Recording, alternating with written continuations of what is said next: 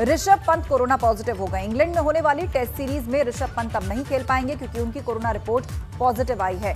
तो एक बड़ी अपडेट हम आपको बता रहे हैं, इंग्लैंड में चल रही सीरीज के लिए जाने वाले थे ऋषभ पंत, लेकिन अब नहीं जा पाएंगे, वो कोरोना पॉजिटिव हो गए हैं। टेस्ट सीरीज में अब हिस्सा नहीं लेंगे ऋषभ पंत। तो टेस्ट सीरीज जिसका हिस्सा थे ऋषभ पंत, वो अब क्रिकेट नहीं खेल पाएंगे, इंग्लैंड नहीं जा पाएंगे क्योंकि कोरोना पॉजिटिव हो गए हैं, उनकी रिपोर्ट पॉजिटिव आई है। इंग्लैंड में टेस्ट सीरीज में अब नहीं खेल पाएंगे ऋषभ पंत। देहरादून से ये अहम खबर आ रही है, cricketer Rishabh Pant corona positive हो गए हैं। विनोद से एक अहम अपडेट इस पर लेते हैं। विनोद, बताइएगा किस तरीके से पूरा प्रोटोकॉल जो फॉलो हो रहा है, किसी भी फ्लाइट से पहले सबकी टेस्टिंग होती है, क्या उसी में रिपोर्ट कंफर्म हुई है ऋषभ पंत की? जी आस्था, देखिए पिछले अगर मैचों की परफॉर्मेंस की बात करें तो ऋषभ पंत लगातार अच्छी बैटिंग करते आ रहे हैं, अच्छी परफॉर्मेंस करते आ रहे हैं। उसी दौरान अभी जो इंग्लैंड में क्रिकेट जो सीरीज होनी थी, ठीक उससे पहले एक बिजनेसमैन के घर ऋषभ पंत रुके थे, जिसके चलते उनकी कोरोना पॉजिटिव रिपोर्ट आई है। तो भारतीय क्रिकेट टीम को एक बड़ा झटका यहाँ पर है, क्योंकि अब लगातार विकेट कीपर की बात करें और एक अच्छे बल्लेबाज की बात करें तो ऋषभ पंत उसमें सटीक बैठते नजर आ रहे थे। चाहे क्रिकेट के टेस्ट मैचों की बात कर ले या फिर वनडे, और उसके साथ साथ T20 मैचों में भी ऋषभ पंत का एक जो परफॉर्मेंस थी वो बहुत बेहतर थी। अब ऐसे में भारतीय क्रिकेट टीम की एक सीरीज इंग्लैंड में होनी है, जिसके चलते पूरी भारतीय क्रिकेट टीम इंग्लैंड में है। ठीक उससे पहले अब विकेट कीपर और भारतीय बल्लेबाज ऋषभ पंत वो बिल्कुल और फॉर्म में चल रहे थे। ऋषभ पंत काफी समय से अच्छी बैटिंग कर रहे थे, तो इसीलिए निश्चित रूप से अब टीम इंडिया के साथ इंग्लैंड में सीरीज नहीं खेल पाएंगे, तो ये एक नुकसान के तौर पर देखा जा रहा है। विनोद, आप जुड़े रहिए, आगे भी खबर पर हम आपके साथ लौटेंगे, लेकिन अपने दर्शकों को बता दें कि देहरादून में 100 यूनिट बिजली फ्री देने का प्रस्ताव तैयार कर लिया गया है। जल्द ही धामी सरकार की कैबिनेट में बड़ा फैसला होगा। ऊर्जा मंत्री हरक सिंह रावत ने यह ऐलान किया था, फ्री बिजली देने के मामले पर घमासान मचा हुआ था। तो जल्द ही धामी सरकार की कैबिनेट में यह बड़ा फैसला लिया जाएगा। 100 यूनिट बिजली फ्री देने के प्रस्ताव को तैयार कर लिया गया है। विनोद हमारे साथ जुड़े हुए हैं। विनोद, उत्तराखंड में इस साल आम आदमी पार्टी भी चुनाव लड़ने जा रही है, तो सीधे तौर पर आम आदमी पार्टी का यह ऐलान कि 300 यूनिट बिजली फ्री देंगे, तो एक कहीं ना कहीं एक दबाव बीजेपी पर, जिसके बाद अब 100 यूनिट बिजली फ्री करने का प्रस्ताव तैयार किया जा रहा है। बिल्कुल आस्था, देखिए एक प्रेशर भी है, सरकार का एक दबाव भी है, क्योंकि जिस तरह से ऊर्जा मंत्री बनने के बाद में हरक सिंह रावत ने तुरंत फौरी तौर पर ऐलान कर दिया था कि उत्तराखंड के लोगों को 100 यूनिट फ्री बिजली दी जाएगी, जिसके बाद में एकदम से आम आदमी पार्टी की एंट्री हुई और केजरीवाल ने उत्तराखंड में आकर एकदम से 300 फ्री यूनिट बिजली देने का ऐलान उत्तराखंड के लोगों के लिए कर दिया, जिसके चलते अब राज्य सरकार पर एक प्रेशर था। आखिरकार किस तरीके से बिजली फ्री देने के मामले में घमासान था, लगातार राजनीतिक दल इस पर प्रेशर राज्य सरकार पर बना रहे थे, आखिरकार किस तरह से संभव हो। लेकिन अब राज्य सरकार की ओर से प्रस्ताव तैयार कर लिया गया है कि जल्द से जल्द ये प्रस्ताव बनकर धामी सरकार की कैबिनेट में इसका निर्णय आएगा और उसके बाद में राज्य के लोगों के लिए 100 यूनिट फ्री बिजली देने का ऐलान यहाँ पर किया जाएगा, क्योंकि अब ये फैसला भी लोगों के हित में है। और ऐसे में धामी सरकार की मंत्रिमंडल में ये जल्द से जल्द इसका निर्णय आ जाएगा, क्योंकि अब प्रस्ताव बनकर तैयार है। और बिल्कुल, और सरकार जल्द से जल्द इसको लाना चाहेगी, क्योंकि विधानसभा चुनाव नजदीक है और आम आदमी पार्टी जब फ्री यूनिट बिजली को लेकर, इस मुद्दे को लेकर मैदान में उतरेगी, तो पहले से ही उत्तराखंड सरकार के पास मौका होगा ये कहने का कि हम पहले से ही फ्री बिजली आपको दे रहे हैं। बहुत शुक्रिया अपडेट के लिए विनोद। उधर देवस्थानम बोर्ड को लेकर आज सीएम की अध्यक्षता में बैठक होने जा रही है। शाम 4 बजे सीएम की अध्यक्षता में यह बैठक होगी। देवस्थानम बोर्ड के सभी पदाधिकारी और सदस्य इसमें मौजूद होंगे। पर्यटन मंत्री सतपाल महाराज भी बैठक में शामिल होंगे। देवस्थानम बोर्ड के लंबित पड़े कई मामलों को लेकर इस मीटिंग में चर्चा की जाएगी। तीर्थ पुरोहितों के विरोध के बाद देवस्थानम बोर्ड के संशोधन पर भी चर्चा हो सकती है।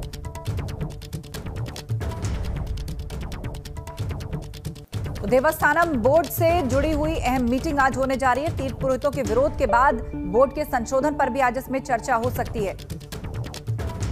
पंकज राणा हमारे साथ देहरादून से जुड़ गए हैं लाइव। पंकज, बताइएगा इस मीटिंग में खास तौर पर कौन से ऐसे मुद्दे हैं जो बोर्ड से जुड़े हुए हैं, जिन पर अहम फैसला हो सकता है? खासकर देखिए देवस्थानम बोर्ड को लेकर उत्तराखंड में शुरुआत से ही विरोध चल रहा है। जो तीर्थ पुरोहित हैं, तमाम पांडा समाज है, वो लगातार इसके विरोध में धरने पर ही बैठे हैं। और आज जो पुष्कर धामी बैठक है, जो मुख्यमंत्री की अध्यक्षता में बैठक होगी, इसलिए महत्वपूर्ण है क्योंकि पुष्कर सिंह धामी के मुख्यमंत्री बनने के बाद ये पहली बैठक देवस्थानम बोर्ड को होने जा रही है। और इसमें सभी जो नामित सदस्य हैं, सीईओ हैं, उपाध्यक्ष हैं बोर्ड के, वो इसमें मौजूद रहेंगे। इसलिए महत्वपूर्ण बैठक है ये, क्योंकि कई बार इस बात को कहा गया है, जो यहाँ के तीर्थ पुरोहित है वो कह रहे हैं कि देवस्थानम बोर्ड को पूरी तरह से भंग कर दिया जाए, लेकिन सरकार ने जो निर्णय लिया है, सरकार उस पर अडिग है और इसमें संशोधन की बात या कुछ बिंदुओं पर बदलाव की बात कही जा रही है। हालांकि ये अलग है कि पूरी तरह से प्रॉपर्टी विधानसभा की है, विधानसभा में पारित करके राज्यपाल की संस्तुति के बाद इसे एक एक्ट बना दिया गया है। जो भी इसमें संशोधन होगा वो विधानसभा के सत्र के दौरान ही इसमें किया जा सकता है। लेकिन इतना कह सकते हैं कि जो आज बैठक हो रही है उसमें कुछ बिंदुओं पर विचार किया जा सकता है कि तीर्थ पुरोहितों के हकों को ना मारा जाए और जो भी उनकी नाराजगी है उसको पूरी तरह से खत्म कर दिया जाए। इसमें महत्वपूर्ण रूप से देखा जा सकता है कि जो बैठक होगी केदारनाथ में जो पुनर्निर्माण कार्य चल रहे हैं उसको लेकर किस तरह से आगे गति की जानी है, उस पर इसमें चर्चा की जाएगी। इसके साथ साथ ही बद्रीनाथ धाम का जो एक मास्टर प्लान प्रधानमंत्री नरेंद्र मोदी के कहने पर तैयार किया गया है, उस मास्टर प्लान पर इसमें चर्चा की जाएगी कि किस तरह से उस मास्टर प्लान को धरातल पर उतारना है। ये तमाम विषयों पर इसमें चर्चा होगी। लेकिन सबसे महत्वपूर्ण बात आज तक ये है कि क्योंकि 2022 के चुनाव होने वाले हैं, खासकर उत्तरकाशी, रुद्रप्रयाग और चमोली जिले इससे बहुत ज्यादा प्रभावित होंगे, क्योंकि वहां के पाटा समाज के लोग हैं जो वो लगातार देवस्थानम बोर्ड को लेकर विरोध कर रहे हैं। तो ये कहा जा सकता है कि सरकार इसमें खुद संशोधन को लेकर अगर विचार कर सकती है तो बैठक में चर्चा जरूर होगी, लेकिन संशोधन का जो अंतिम फैसला है वो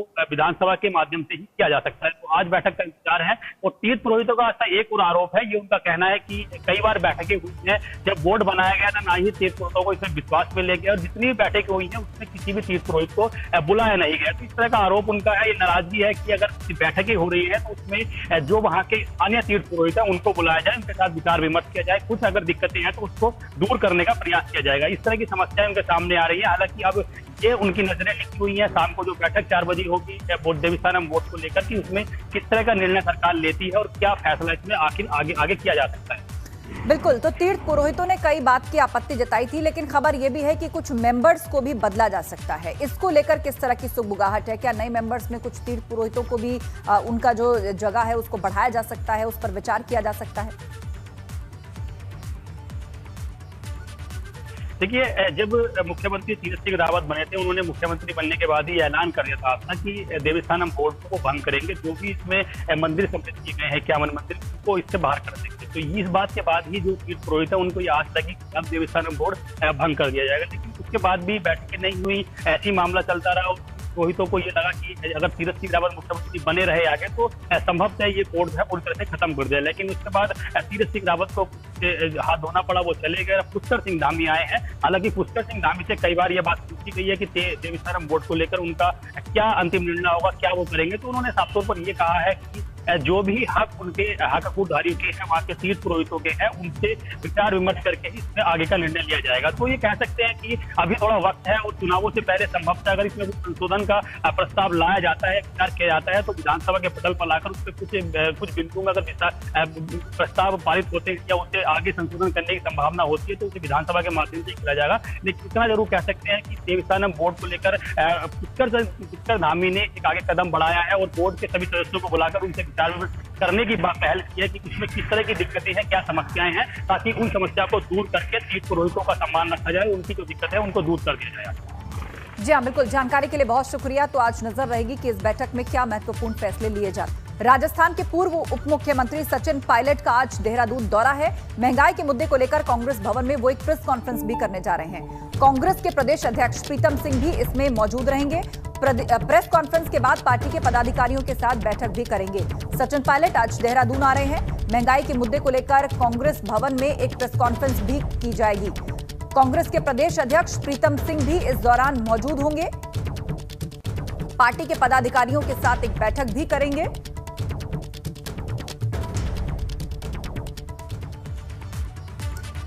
पूर्व मुख्यमंत्री त्रिवेंद्र सिंह रावत ने पौड़ी में विधायक निधि से बने नवनिर्मित बार एसोसिएशन चैम्बर का लोकार्पण किया है, जिससे अब जिला अधिवक्ता संघ को सर छुपाने के लिए सही स्थान मिल गया है। इससे पहले एसोसिएशन चैम्बर न होने से कलेक्ट्रेट परिसर के बाहर अधिवक्ताओं के अपने कामकाज खुले में ही निपटाने पड़ रहे थे, जिसके चलते बरसात के मौसम में दिक्कतें आ रही थी। लेकिन अब 10 लाख की लागत से बने इस चैम्बर में अधिवक्ताओं को बरसाती दिनों में सर छुपाने के लिए जगह मिल गई।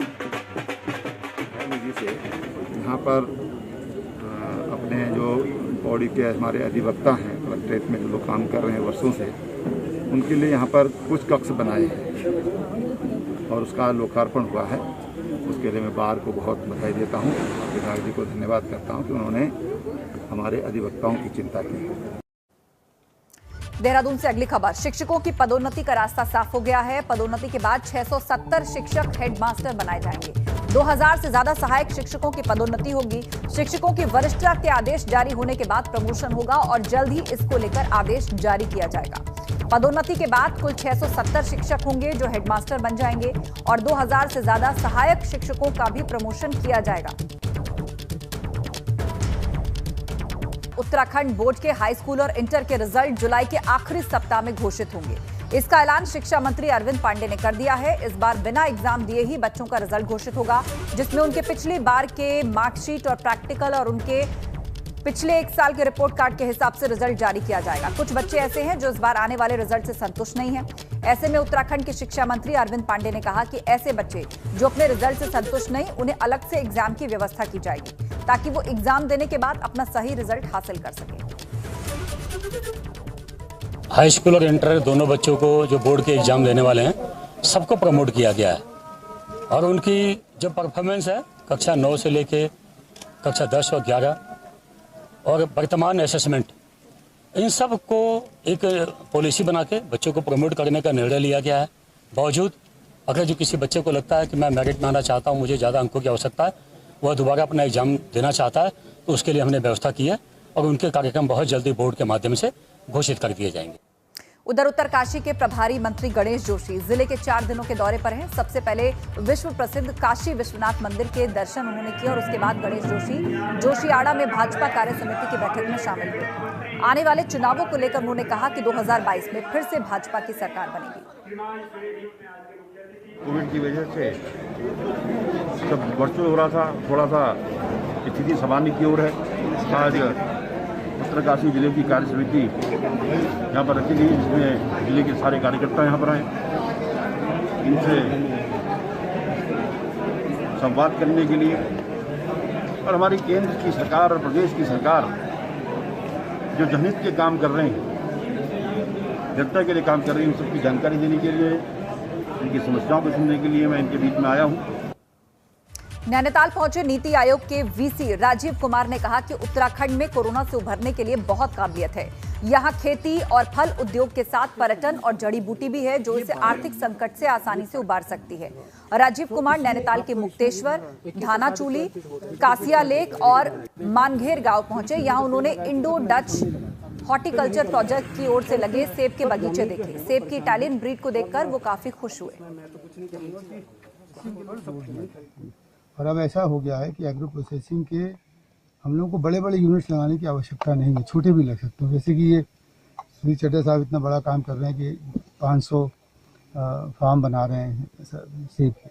अब इसी सेब के फार्म को मंडी ना ले जाके अगर यहीं पे छोटा सा कोई प्लांट लग जाए जिसमें कि एप्पल जूस बन जाए या जिसमें कि एप्पल पल्प बन जाए, इस तरह की बात बने, तो उसी में दुगनी वैल्यू हो जाएगी और फिर उससे जो है वो एम्प्लॉयमेंट भी जनरेट होगा। उत्तरकाशी में इन दिनों गुलदार की दहशत से शहर के लोग काफी परेशान हैं। यहां कई बार लोगों ने गुलदार देखा, लेकिन अब तक वन विभाग उसे पकड़ने में कामयाब नहीं हो पाया। एक बार फिर बीती रात करीब 11:30 बजे गुलदार की तस्वीर सीसीटीवी में कैद हुई, जिसे देखकर लोग डर गए। स्थानीय लोगों के मुताबिक ये कई जानवरों को निवाला बना चुका है। वन विभाग को एक बार फिर से इसकी सूचना दी गई।